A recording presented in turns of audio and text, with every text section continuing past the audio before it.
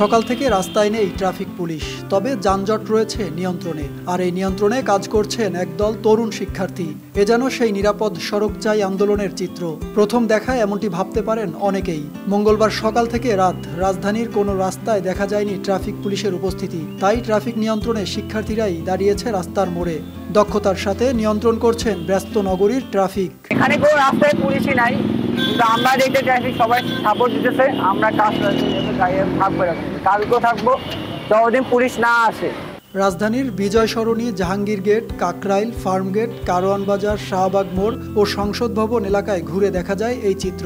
ফার্মগেট মোড়ে দেখা যায় কয়েকজন স্বেচ্ছাসেবী শিক্ষার্থী নিয়ন্ত্রণ করছেন ট্রাফিক সিগন্যাল। স্বেচ্ছাসেবী এসব শিক্ষার্থীরা জানান রাস্তায় ট্রাফিক পুলিশ নেই, এতে চতুর্দিকে তৈরি হয়েছে এক ধরনের বিশৃঙ্খলা। তাই তাৎক্ষণিক তারা কয়েকজন মিলে রাস্তার দায়িত্ব নিয়েছেন। চালক ও পথচারীরা সহযোগিতা করছেন।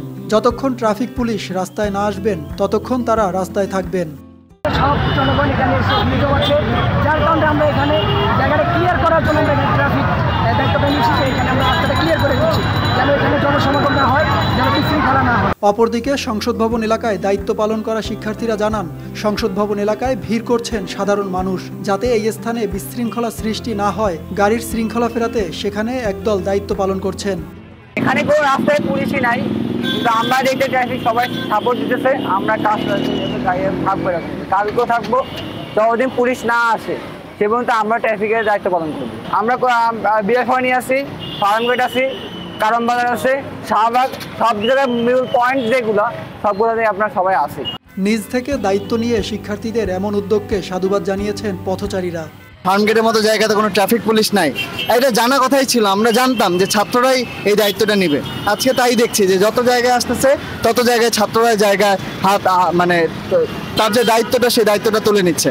সো আসলে আমরা এক নতুন বাংলাদেশের সামনে অবশ্যই আশাবাদী, হয়তো ভালো কিছুই হবে ইনশাল্লাহ। সরকারি কোনো কিছু না পাওয়া সত্ত্বেও যেভাবে কন্ট্রোল করছে সেটা একদম প্রশংসনীয়। এটা বলা বাহিল্য যে ওনারা ট্রাফিক সার্জেন্ট না, বাট ওনারা যেভাবে কন্ট্রোল করছে আমরা সবাই স্বতঃস্ফূর্তভাবে সেটা পালন করছি। সাধুবাদ জানাই।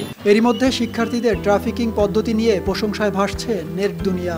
এদের হাত ধরে গড়ে উঠবে নতুন বাংলাদেশ, এমনটাই প্রত্যাশা নতুন করে স্বাধীন হওয়া দেশবাসীর। সাকিব হাওলাদার, RTV।